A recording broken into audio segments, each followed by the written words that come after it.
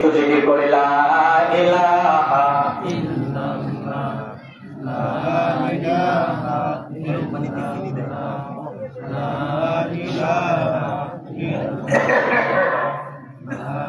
ইলাহা ইল্লাল্লাহ লা ইলাহা ইল্লাল্লাহ মুহাম্মাদুর রাসূলুল্লাহ। তারপরে কইছি চাচা একটু গরম পানি খাওয়ার, চাচা গরম পানির মধ্যে চিনি লগাই দিয়েছে। তাহলে কয় গুণ মনে আছে? একজন রোজাদার, কোন রোজাদারকে আল্লাহ বললেন আস-সাওমু লি ওয়া আনা আজজি বিহি। 6 গুণওয়ালা রোজাদার যারা হবে, 6টা গুণ যাদের ভিতরে থাকবে, এই 6 গুণওয়ালা রোজাদারকে আল্লাহ তাআলা বলবে আমি আল্লাহ তোর আর তুই বান্দা আমার। আমি আল্লাহর যা কিছু আছে জান্নাত, আমি আল্লাহর যত নাজ নিয়ামত গুলো আছে, আমি আল্লাহ তুই না চাইতেই তোকে দিয়ে দিব। কিন্তু পানি খাইলে একজন দেখবে, তিনি হলেন কে? আল্লাহর নাম যদি আপনাদের ভালো লাগে একবার আওয়াজ করে বলেন তিনি কে? তো আওয়াজ করে বলেন তিনি কে? আপনি তো গোসল করতে যায় পানিতে ডুব দিয়েও এক ডোব পানি খাইতে পারতেন, কেউ দেখতো, তাহলে খাইলেন না কেন? আপনি ভয় করতেছেন কাকে? এই জন্যই রোজার মাধ্যমে তাকওয়া অর্জন হয়, রোজার মাধ্যমে আল্লাহর কাছে যাওয়া যায়, রোজার মাধ্যমে আল্লাহর কাছে যাওয়া যায়। এই জন্যই আল্লাহ তাআলা সুসংবাদ জানায় দেয়, এ উম্মতেরা শুনে নাও, শুনে নাও, ও নবী উম্মতেরে বলে দাও, আল্লাহ তাআলা সকলের ইবাদতের নেকি ফেরেশতা বললেন, আল্লাহ বলে ফেরেশতারা নেকি দিয়ে দাও, ফেরেশতারা নেকি দিয়ে দিল। জিকির করলেন, আল্লাহ বলে ফেরেশতারা নেকি দিয়ে দাও, ফেরেশতারা নেকি দিয়ে দিল। আপনি হজ করতে গেলেন, নেকি দিয়ে দাও, দিয়ে দিল। আপনি দান করলেন, ফেরেশতারা নেকি দিয়ে দাও, দিয়ে দিল। এবার আপনি যে রোজা রেখেছেন, আপনি মাহফিলে এসেছেন, ফেরেশতারা নেকি দিয়ে দাও, দিয়ে দিল। এখন আপনি যে রোজা রেখেছেন, ফেরেশতারা ডাক দিয়ে বলে গো আল্লাহ, এই রোজাদারদেরকে কেমন পুরস্কার দিবেন আপনি? কি উপহার এদের জন্য আমরা রাখতে পারি? আল্লাহ বলে ও ফেরেশতারা, তোদের টেনশন করার কোনো দরকার নাই, আমি রোজাদারের জন্য সুসংবাদ দিয়ে দেই। আস-সাওমু লি ওয়া আনা আজজি বিহি। রোজাদার তুমি আমার আর আমি আল্লাহ তোমার। সুবহানাল্লাহ। কোন না, আপনাদের তো দরকার নাই। একবার আওয়াজ করে বলেন সুবহানাল্লাহ, আবার বলেন সুবহানাল্লাহ, আবার বলেন সুবহানাল্লাহ। আল্লাহ কি বলল? রোজাদার তুমি আমার, আমি আল্লাহ নিজেই তোমার। আল্লাহু আকবার। এর থেকে দামি পুরস্কার আর কিছু হতে পারে? যেই মালিক পুরো কায়নাত সব কিছুর মালিক, ওই মালিক যদি বলে রোজাদার তুই আমার আর আমি আল্লাহ তোর, তাহলে কিসের জান্নাত, কিসের কি? আল্লাহ আমার, আমার আর কিসের দরকার আছে? ঠিক কিনা ভাই? এই জন্য আল্লাহ পাক রব্বুল আলামিন বললেন, ও নবী উম্মতদেরকে সুসংবাদ জানিয়ে দাও, আস-সাওমু লি ওয়া আনা আজজি বিহি। রোজাদার তুমি আমার আর আমি আল্লাহ স্বয়ং তোমার।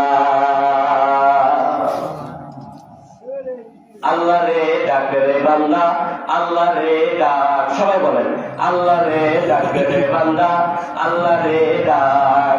ডাকার মতো ডাকলে তারে, ডাকার মতো ডাকলে তারে, অন্তর হবে পাক। আল্লাহ রে ডাকে রে তোরা, আল্লাহ রে ডাক। যখন তোমার কেউ ছিল না, আল্লাহ বলে তখন ছিলাম আমি।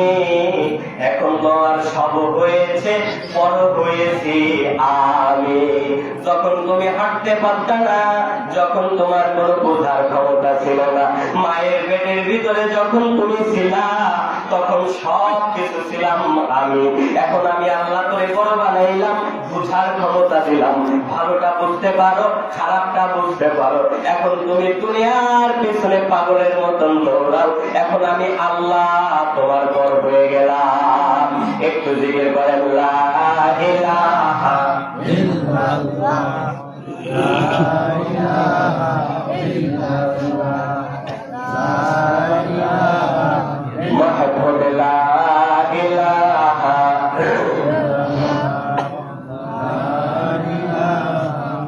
ইল্লাল্লাহ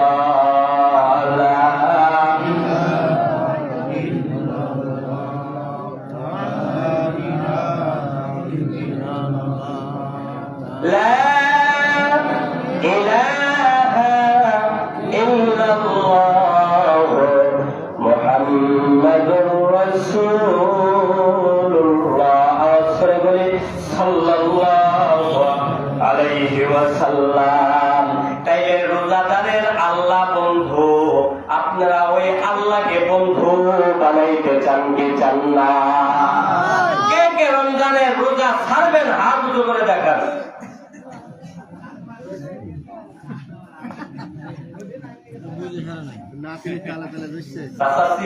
মনে হচ্ছে যে 40-50 বছরে আলহামদুলিল্লাহ রোজা ছাড়ে নাই, কিন্তু চাচা ভালো নিয়ে উঁচু করছে, আল্লাহ কবুল করুক, আমিন।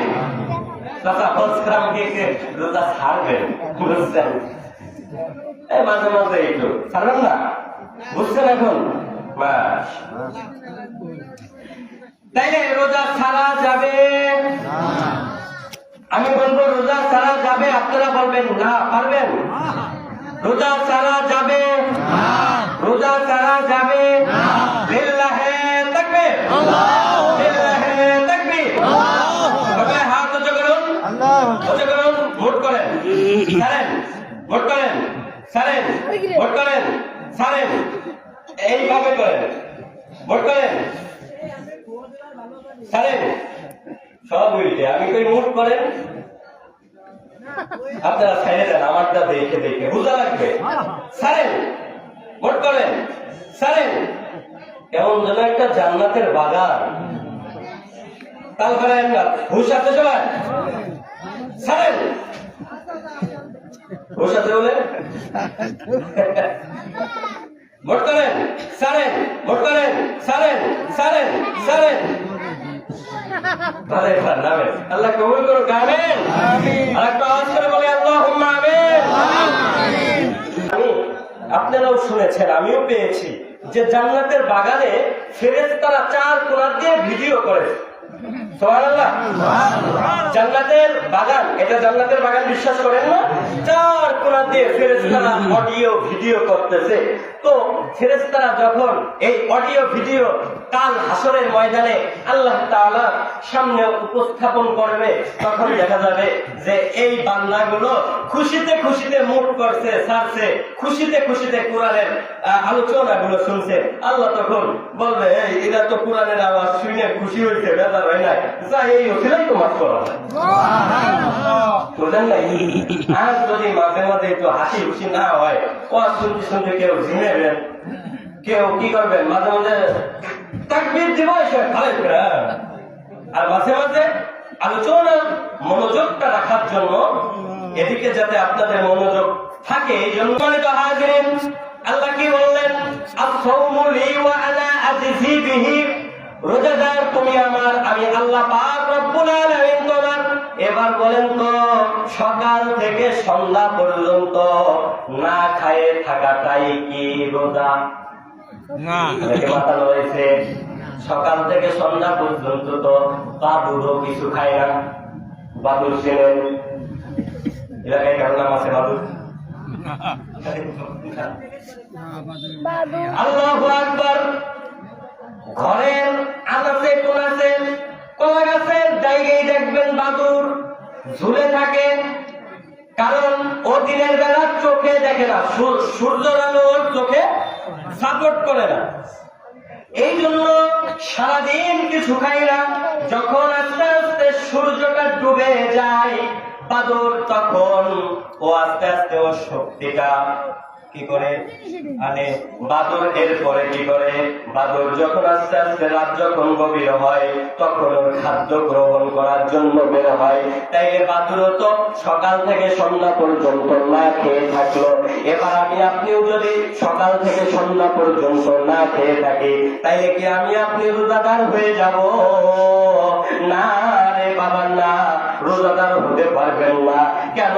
আল্লাহ রাসূল বলেন যতক্ষণ না পর্যন্ত 6 গুণ তোমার ভিতরে না থাকবে ততক্ষণ পর্যন্ত তুমি রোজাদারের খাতায় তোমার নামটা উঠাইতে পারবা না।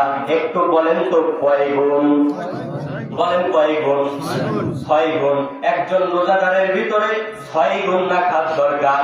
এই 6 গুণ শুনে আমরা আমল করব না এক কান দিয়ে শুনবো আর এক কান দিয়ে বের করবো? শুনে এটা মানার চেষ্টা করব। এখন রানিং মজমায় যদি আপনাদেরকে আমি বলি এই মজমায় বিড়ি খান কিরা কিরা, কেউ আপনিতে করবেন? করবেন না। যদিও আমি জানি না কে বিড়ি খান কে খান না, কিন্তু আপনার পাশে যে বসে আছে সে জানে যে এই যে খাই কিন্তু উঠতেছে না।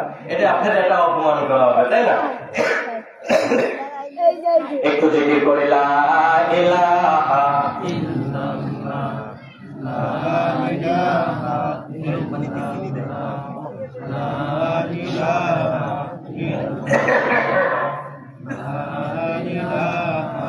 ইল্লাল্লাহ লা ইলাহা ইল্লাল্লাহু মুহাম্মাদুর রাসূলুল্লাহ। তারপরে কইছি চাচা একটু গরম পানি খাওয়ার। চাচা গরম পানির মধ্যে চিনি লাগাইছে। সম্মানিত হাজিরিন, খারাপ লাগে? তাহলে কয় গুণ মনে আছে?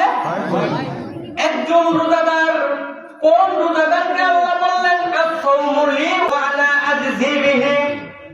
6 গুণওয়ালা রোজাদার যারা হবে, 6টা গুণ যাদের ভিতরে থাকবে, এই 6 গুণওয়ালা রোজাদারকে আল্লাহ তাআলা বলবে আমি আল্লাহ তোর আর তুই বান্দা আমার। আমি আল্লাহর যা কিছু আছে জান্নাত, আমি আল্লাহর যত নাজ নিয়ামত গুলো আছে আমি আল্লাহ তুই না চাইতেই তোকে দিয়ে দিব।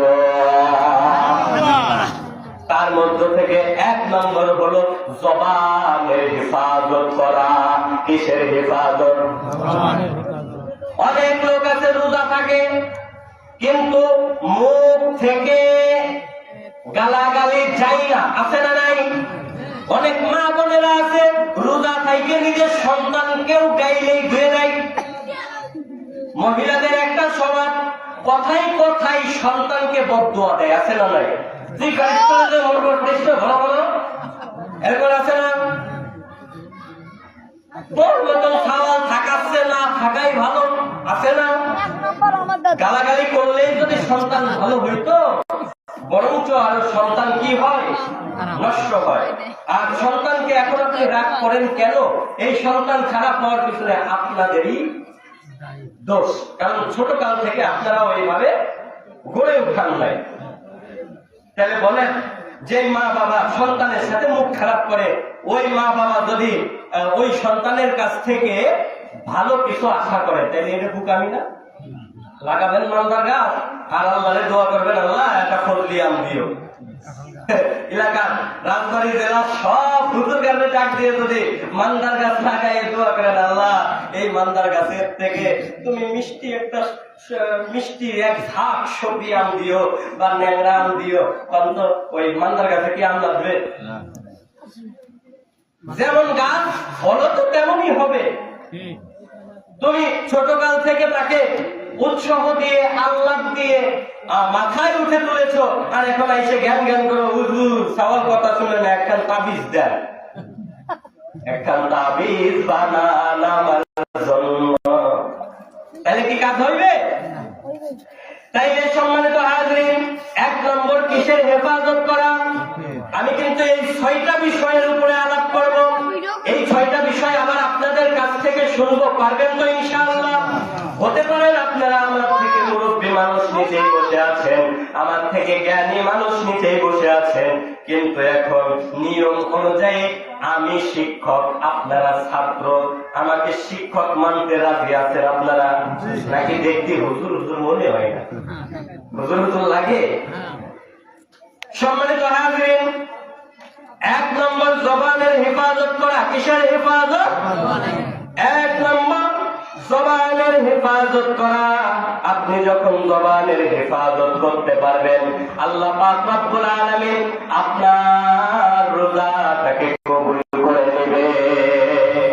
কত কিছুদিন আগে কিতাব মুতাআলা করতে যেয়ে দেখলাম, যে ব্যক্তি 2টা জিনিসের হেফাজত করে তার জন্য জান্নাত সহজ হয়ে যায়। 1 নম্বর জবানের হেফাজত করা, 2 নম্বর লজ্জা স্থানের হেফাজত করা।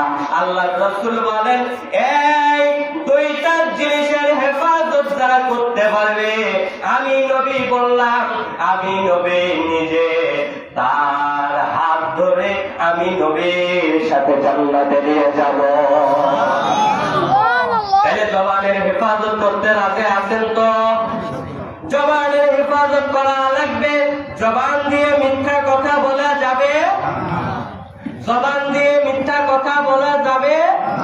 এখন আপনারা বলেন তো, রোজার মাসে ব্যবসায়ী ভাইরা রোজা রাইখে মিথ্যা কথা কমাই বলে না বাড়াই বলে?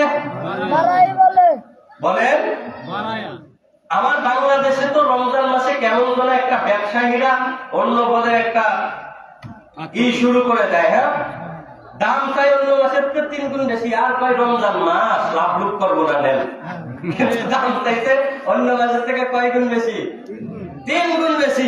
আর কয় ভাই রমজান মাস অত ইনকাম করারই নাই, জানা দিলেই না দেয়। তাহলে সম্মানিত হাজিরিন, আল্লাহ পাক রব্বুল আলামিন 1 নম্বর শর্ত দিল জবানের হেফাজত করা। যখন একজন লোক জবানের হেফাজত করতে পারবে, জবান দিয়ে মিথ্যা কথা বলা যাবে না, জবান দিয়ে খারাপ কোনো ভাষা উচ্চারণ করা যাবে না। আপনি যদি জবানটাকে কন্ট্রোল করতে না পারেন, আপনার জবান দ্বারা যদি কোনো খারাপ বাজে কথা বের হয়, আপনার জবানের মাধ্যমে আর এক ভাই যদি কষ্ট পায়, খোদার কসম আপনার ওই রোজা থাকার চেয়ে না থাকাই ভালো। ঠিক কিনা ভাই?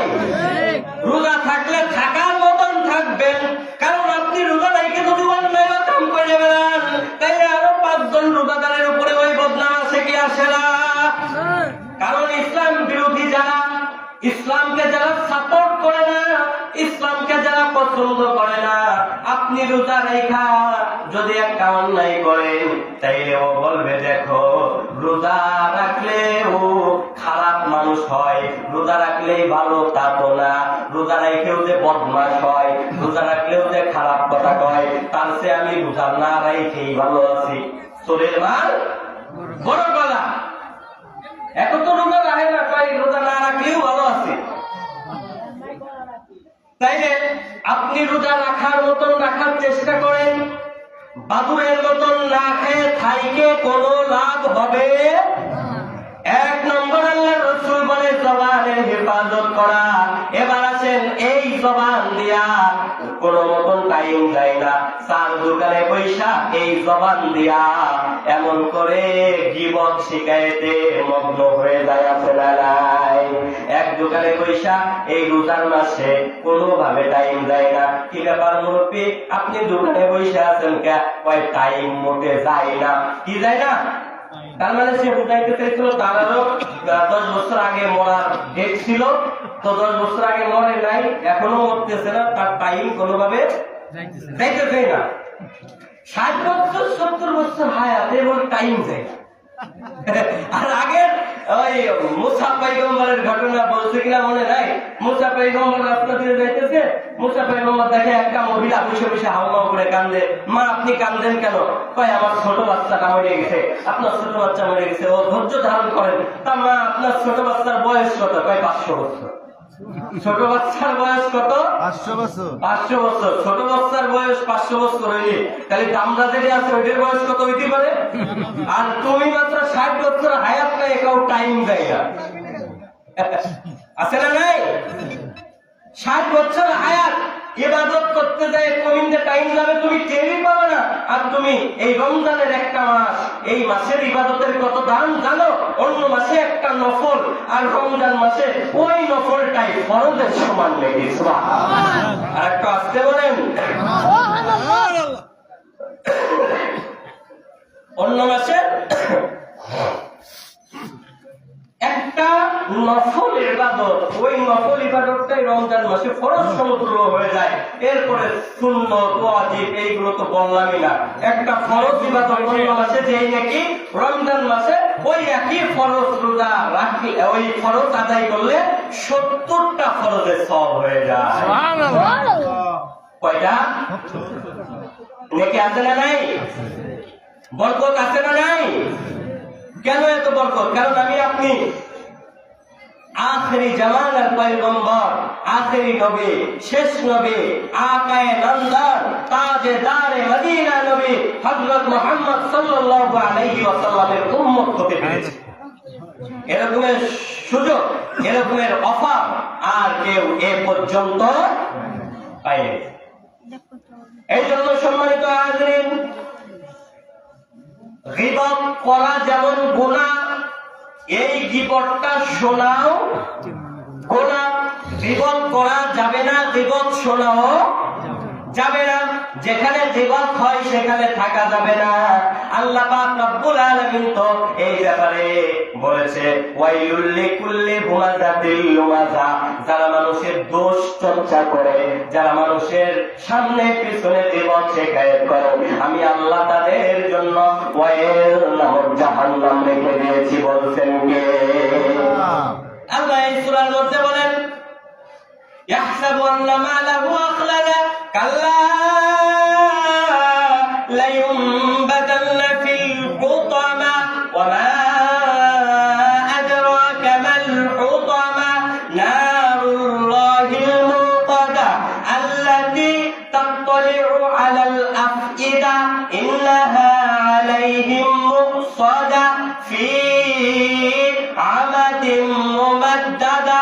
আল্লাহ পাক রব্বুল আলামিন এই যে একাধারে কয়েকটা আয়াত, এই আয়াতগুলোর মধ্যে বলছে, ও উম্মতেরা তোমরা জানো এই কি বলে ওয়াইল নামক জাহান্নামটা কেমন, বা এই ওয়াইল নামক জাহান্নামের শাস্তি কেমন হবে। আল্লাহর রাসূল বলেন, আল্লাহর রাসূলকে আল্লাহ বয়ান করতে বলেন, আল্লাহর রাসূল বলেন ওয়াইল নামক জাহান্নামটা এমন একটা জাহান্নাম, জাহান্নামের মধ্যে ভয়াবহ একটা জাহান্নামের শাস্তির নাম ওয়াইল। আর এই ওয়াইল নামক জাহান্নামে যারা যাবে তাদের হাত পাও ভেঙে গোল করে শিকল দিয়ে বাঁধা হবে। কি করা হবে? কথা বলেন। আজকে মূলত এই সূরার তাফসীর আমার নাম, এই সূরার কান্দিতে আমি ধরেছিলাম মাত্র 2 আয়াতের বয়ান করতে করতেই পৃষ্ঠা পর্যন্ত চলে আইছে, আর সামনে আগাইতে পারি নাই। এই জন্য সংক্ষিপ্ত টাচ দিয়ে যাচ্ছে। কেমন শাস্তি হবে? ওয়াইল নামক জাহান্নামে যারা যাবে তাদের হাত পাও ভাঙ্গা হবে, ভাঙ্গার পরে তাদেরকে গোল করা হবে, এরপরে শিকল দিয়ে বাঁধা হবে। কি দিয়ে বাঁধা হবে? শিকল দিয়ে বাঁধা হবে। এরপরে এদেরকে একটা গ্রামের ভিতরে করা হবে। কিসের ভিতরে? আপনারা পানির ট্যাঙ্কি দেখছেন না? 500 লিটার, 1000 লিটার, 2000 লিটার পানির ট্যাঙ্কি, এরকম একটা ট্যাঙ্কির ভিতরে ওই জাহান্নামীকে গোল করে ভরা হবে। ওইটা আবার আরেকটার ভিতরে ভরা হবে, মানে ওইটার থেকে ডবল। শুধু তাই নয়, এমন করে ওইখানে খাম্বা থাকবে, শিকল থাকবে, ওই শিকল দিয়া ওই জাহান্নামীকে বেঁধে রাখা হবে। আপনি মনে করতেছেন তোপ দিয়ে পালাবেন, অত সহজ না। আল্লাহ তাআলা আপনাকে এমন করে আবদ্ধ করে রাখবে। আল্লাহর রাসূল বলেন কেমন